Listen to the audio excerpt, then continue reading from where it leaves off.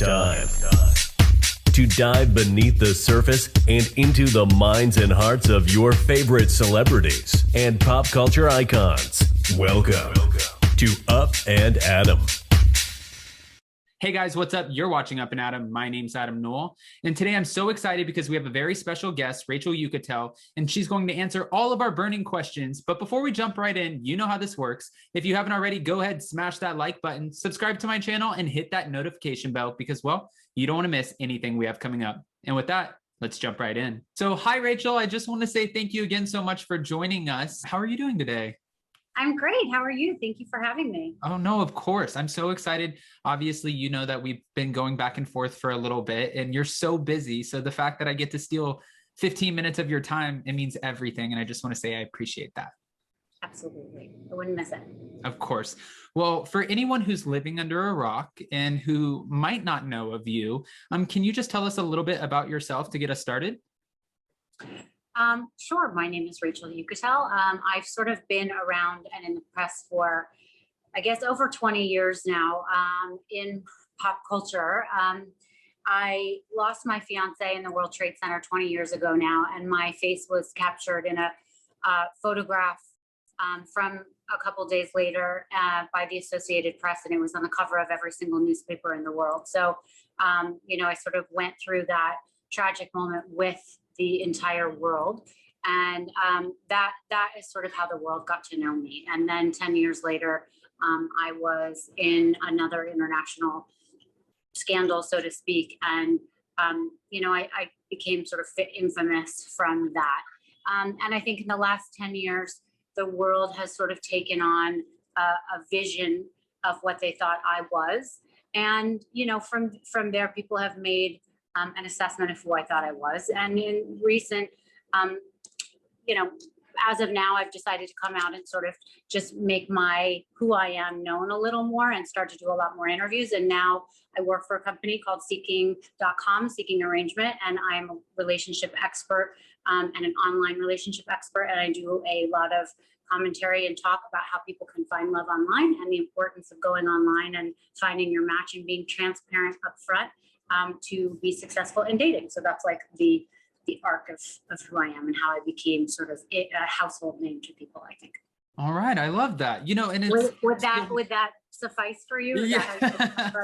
Of course. I think you definitely gave us a great breakdown, and it's so interesting because you said something important. It's after, 9/11, and I'm so sorry for your loss. And also, the scandal that you're talking about. Like you said, people sort of think they know who you are based off of a few things that they've heard. But is there something that you think maybe people don't know about you that you would like the world to know? Well, I think that people create stigmas of other people, or they assume that they know someone without really getting to know them. And I think in general, I think everyone wants to be known, right? I mean, if you think about yourself, isn't that something where you go through life feeling misunderstood?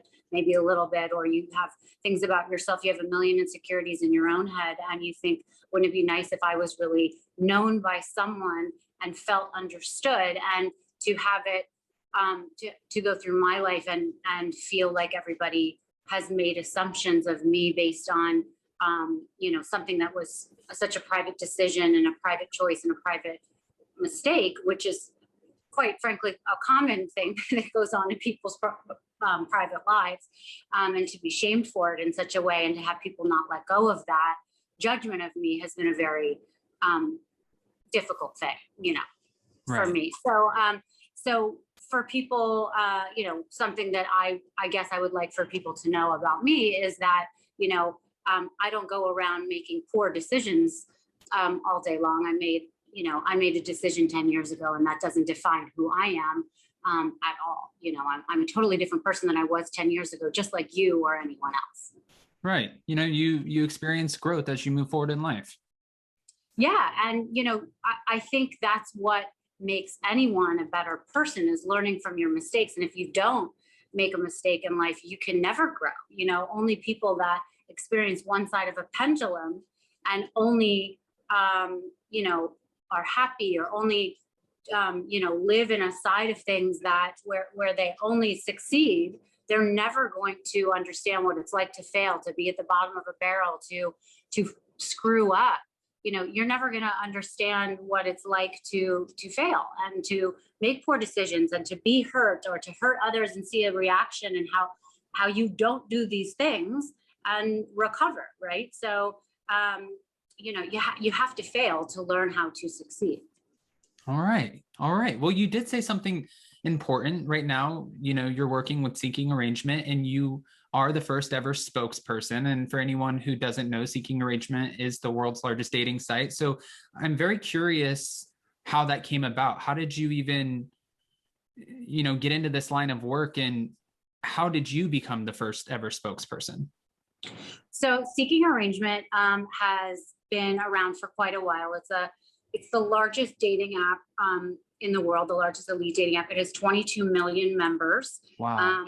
And online dating is $1 billion business, right? It's a huge business. There's, sites that people have heard of, Bumble, Tinder, Hinge, Grindr, all these sites. But Seeking Arrangement is maybe a lesser known one that you don't want to talk about at the dinner table, because it goes with a little bit of a stigma attached to words that you've heard of, such as sugar baby, sugar daddy. And people don't like to be associated all the time with it, but they love to talk about it privately. So in the comfort of your own home, when you have a bottle of wine open, you'll talk about, oh my God, I'm on that app. So everyone's on it because 22 million people are on it, or they know someone's on it, but they don't actually openly like to talk about it. And I came on board because, I think that I've come with a stigma for the last 10 years, and the CEO saw that and said, oh, no one better to kind of destigmatize what has been going on with our site, because people should realize that it shouldn't have a stigma that goes with it. It shouldn't be part of a taboo, because the only way to date successfully is to be upfront and honest going into a relationship. Because if you're lying or you're not being you, you are never going to find success. You are just going to be faking it until someone really finds out who you are.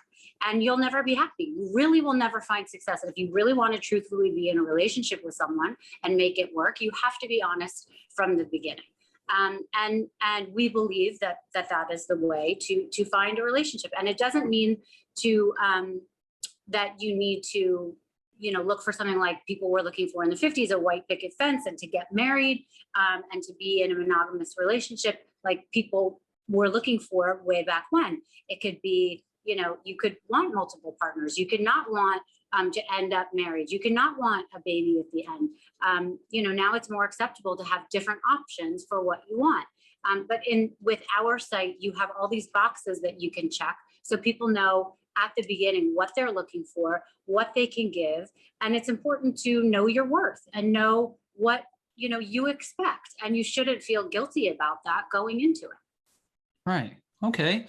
Well, first of all, I think that's an amazing way to put it. And it is kind of insane how, the old school way of thinking has evolved so much into today's time, where, you do, like you said, you see people with multiple partners, you do see sugar babies, or whatever the appropriate term is. And it's more normalized. I feel like that's the best way to put it, So I love how you explain that and how you got started with Seeking Arrangement. But I also want to touch on the fact that you do have quite the colorful background as far as career. I mean, you started as a producer with Bloomberg News. You were in television, and then you became a VIP hostess at Tao. Do I have my timeline right? Yeah. Mm-hmm. Right. And then from there to Seeking Arrangement. So it kind of reminds me of myself a little bit. And I'm not comparing myself to you at all, because, you've done so much, but you've kind of jumped around to these different avenues and you've found your success. And I just think it's interesting how you've touched all of these different careers. Well, I definitely like to look at work, at life as like a patchwork. And I like to look at it as almost like Karate Kid. Remember that movie where it was like wax on, wax off? You take all your different experiences in life, and you maybe don't know what you're getting out of each one sometimes, and you don't know why you're getting these experiences that you're getting. But as you get older, you sometimes end up putting them together and you're like, oh wait, I know how to do that. And I'm really good at that. And then you get to a certain point in your life and it all makes sense. So now I have this job, and I used to be a television producer, and I used to run the #1 nightclub in the world. And I can say now, honestly, like all those things have come together. I can talk to any person from any walk of life. I can be put in front of cameras and live microphones and do all these things. And I can speak at, a moment's notice on anything. And I can really roll with the punches because I've been put in all these different situations and I know who I am and what I'm doing. And in the past, I didn't know how to do that, but I got skills from all sorts of jobs. And now you could put me anywhere at any time and I know what I'm doing because I gained skills throughout my life. And people may say, okay, she's 46, she's not married, she doesn't have a solid, relationship. How is this woman considered a relationship expert? But that's exactly why I'm a relationship expert right now. And I am the spokesman of an online dating site because I know what makes a relationship. I know how you can meet someone online. I know what makes the best profile. I know how you can take a online profile and literally translate that into a in-person date and know if that's going to succeed or not. And I'm single right now and not in a relationship that I live with someone on purpose because I know what's going to work and what's not. I know what the red flags are. I know, I've been a recovering love addict for a long time. I know how to spot toxic relationships. I know when I'm being toxic. And, I'm very good at spotting it for other people. I know when it's in me and I love to speak on it. And it doesn't mean that I don't love to be in love and I want it when I can get it. But I know that I'm constantly searching for the one and I'm searching for my love story and I'm going to take it when I can get it. But at the moment, I just don't have it yet. But it doesn't mean that I'm not going to find it, but I'm constantly. You're not settling. Yeah. No, and I want to help other people find it, Well, and, I think it's important too that you express that transparency is the key. You have to be so upfront when you start dating people and just kind of put it all out there on the table. Aside from that, would you have any other tips for someone who was entering the online dating realm, trying to find a real match, not just playing around, but trying to find maybe the love of their life because maybe they do work so hard and they don't get out, too often or whatever the case is?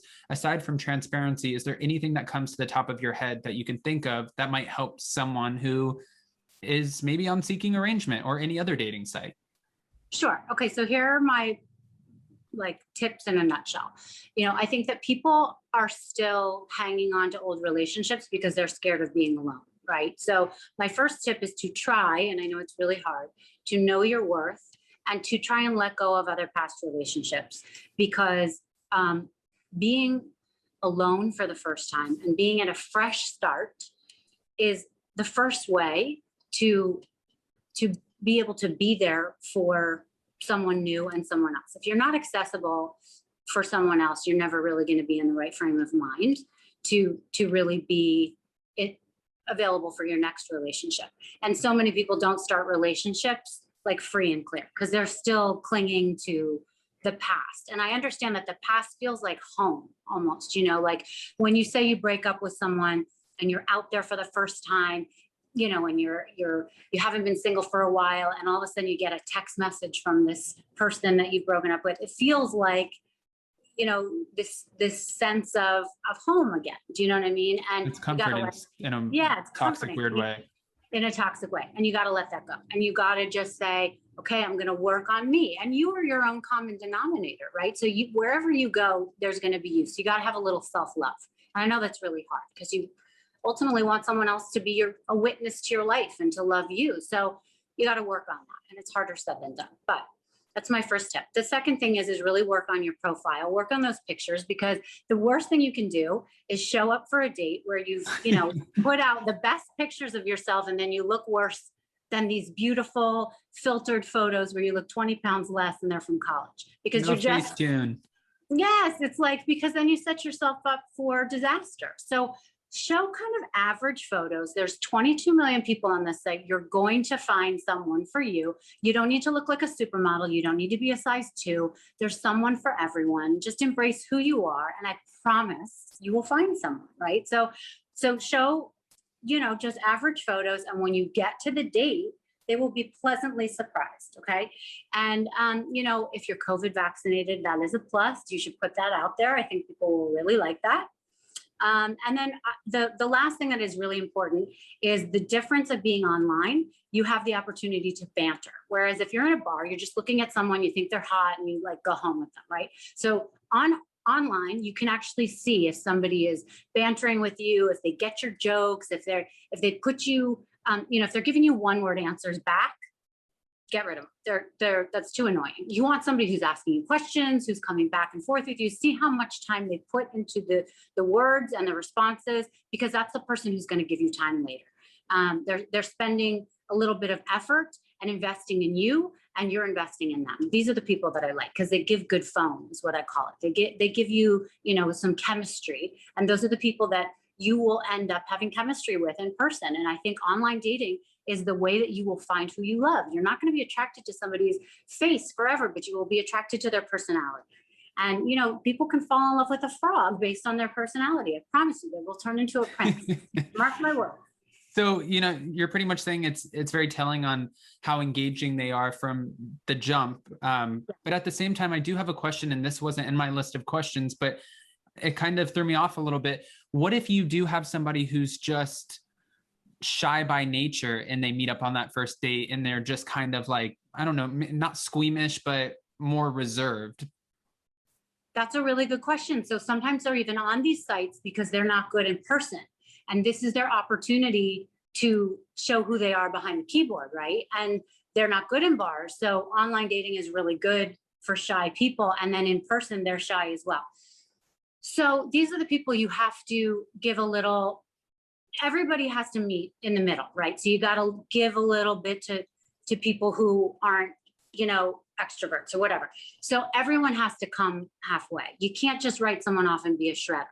So my advice to people that are shy to begin with is do your best to be transparent and say,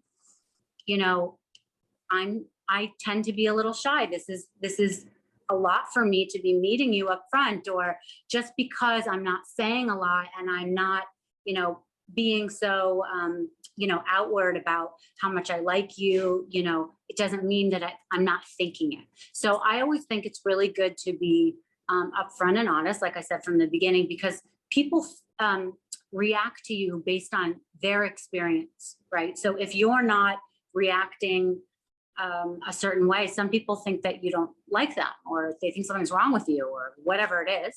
So, if you are nervous that that person won't react well because you're so shy, just say, just so you know, this might be an awkward date because I get a little shy on dates, but it really doesn't mean that I don't like you. And I think, that should settle it, It goes back to the transparency. It's kind of like it comes full circle. Yeah. That would be my advice. All right. Well, more about you just a little bit, I've obviously seen that you were on Dr. Drew, and you talked about how now with the sort of patchwork that you called it of going through these different careers, you have these abilities of being in front of the camera or going live or taking on whatever's thrown your way. I'm just curious, have you always been as comfortable as you are today in front of cameras? And what was that first experience like for you to go on camera? Well, I'm trying to think. I guess my first experience really with the camera following me was during the, when the cameras followed me, the paparazzi followed me so much during the Tiger Woods stuff. So obviously that was not so comfortable. But then, when I did the celebrity rehab thing and you have cameras following you for 3 weeks, you have like 4 cameras in a reality TV show. They literally follow you no matter Right. where you go, 24 hours. And I have to say, people think that reality shows are scripted and they're not real. It really was very real. And you go to brush your teeth, they're in the bathroom with you. You go, the only time they're not in there is when you go to the bathroom. They stand outside. You have to take the mic off, but that's the only time they're really not with you. When you go to sleep, I mean, they're basically there, and then they sign off for the night, but there's a camera in your room. I mean, they're with you all the time, and you end up forgetting that they're there. But I have to say, after that, I almost missed having someone there because it was like having a companion, right? So I didn't mind having cameras around me so much. But then if you're asking what it was like to speak on camera, I used to work at Bloomberg TV, and I became very comfortable with almost like media training because I got to understand what it was like to have to speak with an IFB in my ear and how to project and what it was to sort of break news and what interesting sound bites there were from being in the news business. And I loved, that was the best job I ever had, to figure out what breaking news in business news, not entertainment news. So I really loved that and enjoyed that. So it's two totally separate worlds, but I really enjoyed that a lot. So I learned it in two separate ways. Okay, that makes perfect sense. Yeah. And a little bit of my background is also being around reality television through Bravo, and just being around a lot of the filming that went on with Vanderpump Rules and stuff like that. So I totally know where you're coming from, and not that I was on camera, but just watching it from the outside and seeing it come in every day was insane. So it takes a lot, and it takes a special personality to be able to take that on and invite that into your life and be able to go with it, so I applaud you for that. I do want to touch on one thing though, because last time we spoke, and if you can't talk about it, it's totally okay. I didn't know if maybe you could give us a little hint or anything like that, but you did say that there were a few exciting projects coming up that you may be working on. Is there anything that, can we get a tidbit?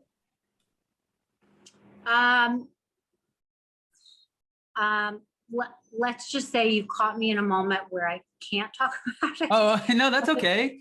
Okay, I hate saying that. I hate when people say that too.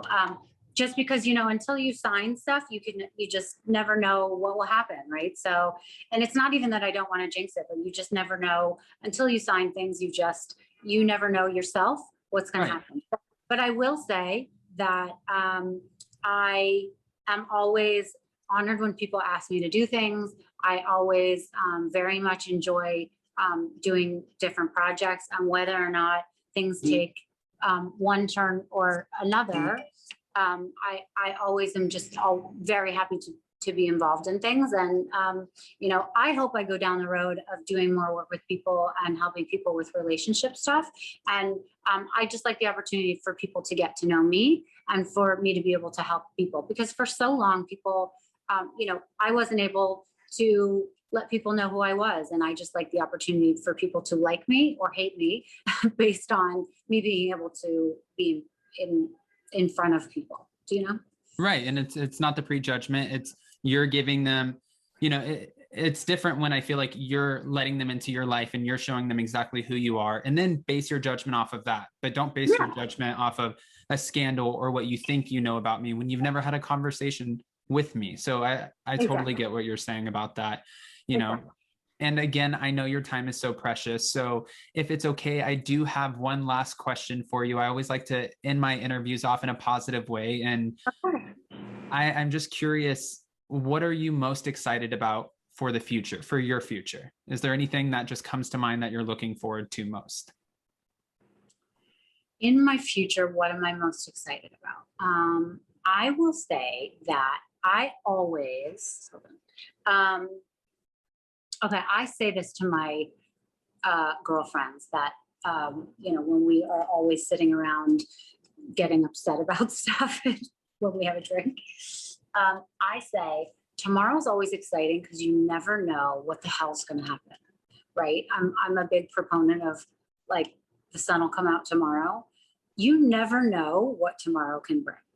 So I don't know who I'm going to meet. I don't know what's going to come in my life. I don't know what news I'm going to get. And by the way, it doesn't mean good news, because it could also be bad news that you can have some sort of roller coaster from.